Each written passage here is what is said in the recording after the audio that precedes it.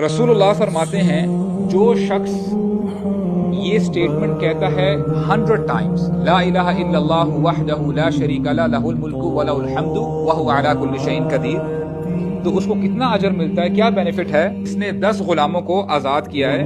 और आपको पता होना चाहिए कि रसूलुल्लाह ने एक हदीस में और फरमाया कि एक गुलाम को आज़ाद करना ऐसा है कि जैसे अपने हर बॉडी पार्ट को जहन्नम की आग से आज़ाद करना।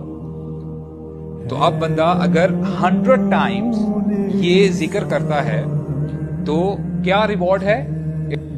और होता क्या है कि इसके साथ साथ उसके 100 गुनाह मुआफ कर दिए जाते हैं और 100 नेकियां बढ़ा दी जाती हैं। और अल्लाह सुब्हानहू व तआला उसको सुबह से लेकर शाम तक शैतान से प्रोटेक्ट करते हैं। That person will be protected from शैतान। और देखिए ये जो हदीस हमने पढ़ी है ये मामला है आम दिनों का।